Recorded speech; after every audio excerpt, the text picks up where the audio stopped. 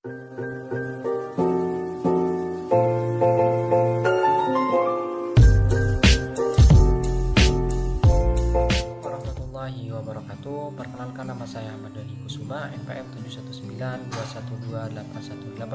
Pada video kali ini saya akan menjelaskan tentang UMKM atau bisa disebut usaha mikro, kecil, dan menengah. Apa itu UMKM?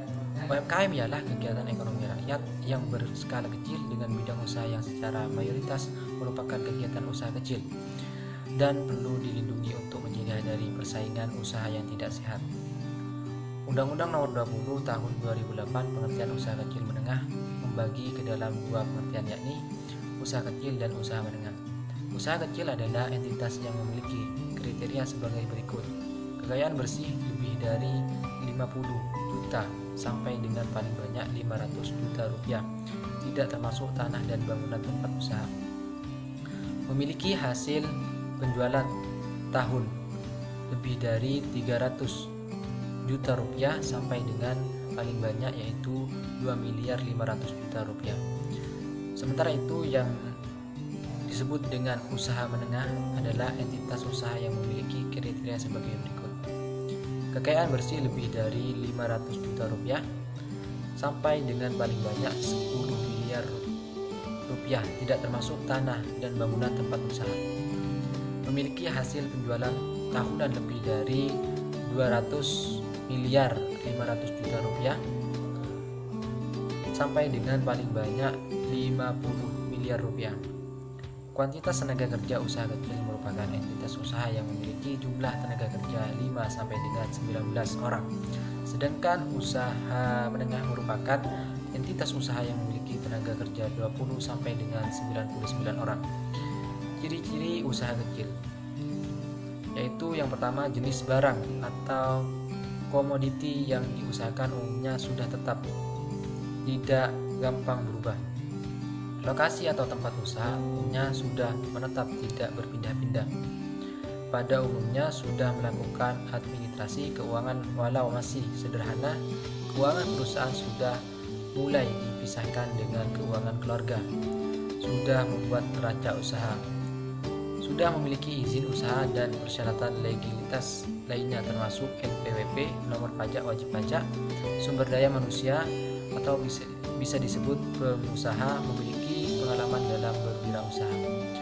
Sebagian sudah akses ke perbankan dalam hal keperluan modal. Sebagian besar belum dapat membuat manajemen usaha dengan baik seperti business planning. Contoh, peternakan ayam, itik, dan perikanan. Ciri-ciri usaha menengah. Yang pertama, pada umumnya telah memiliki manajemen dan organisasi yang lebih baik, lebih teratur, bahkan lebih modern dengan pembagian tugas yang jelas antara lain bagian keuangan, bagian pemasaran, dan bagian produksi. Telah melakukan manajemen keuangan dengan menerapkan sistem akuntansi dengan teratur sehingga memudahkan untuk auditing dan penilaian atau pemeriksaan termasuk oleh perbankan. Telah melakukan aturan atau pengelolaan dan organisasi perburuhan, telah ada jam sostek, pemeliharaan kesehatan, dan lain-lain. Sudah memiliki segala persyaratan legalitas antara lain izin tetangga, izin usaha, izin tempat, NPWP, upaya pengelolaan lingkungan, dan lain-lain. Sudah akses kepada sumber-sumber pendanaan perbankan. Pada umumnya telah memiliki sumber daya manusia yang telah terlatih dan terdidik. Contoh, usaha pertanian, peternakan, perkebunan, kehutanan skala menengah. Kinerja UMKM di Indonesia. Yang pertama, sektor UMKM sebagai penyedia lapangan kerja bagi jutaan orang yang tidak tertampung di sektor formal. Yang kedua, sektor UKM mempunyai kontribusi terhadap produksi domestik bruto atau PDB. Yang ketiga, sektor UMKM sebagai sumber penghasilan devisa negara melalui ekspor berbagai jenis produksi yang dihasilkan sektor ini. Kinerja UKM di Indonesia dapat ditinjau dari beberapa aspek, yaitu yang pertama, nilai tambah, unit usaha, tenaga kerja dan produktivitas, nilai ekspor. kontribusi UKM terhadap kesempatan kerja dan PDB.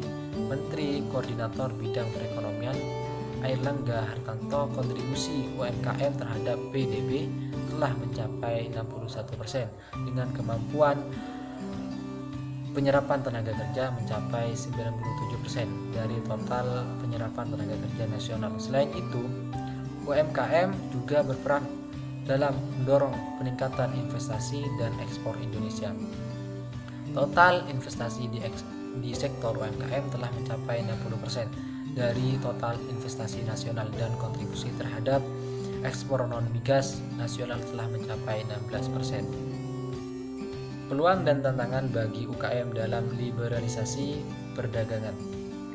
Kementerian Koperasi dan UKM telah mencanangkan berbagai program strategis seperti Gerakan Kewirausahaan Nasional (GKN), pengembangan inkubator bisnis, pengembangan dan perluasan pasar produk UMKM. Namun, pemerintah masih luput untuk fokus pada pengembangan sumber daya manusia dan teknologi untuk meningkatkan kemampuan inovasi dan mutu produk sehingga produk UMKM Indonesia bisa diakui secara internasional.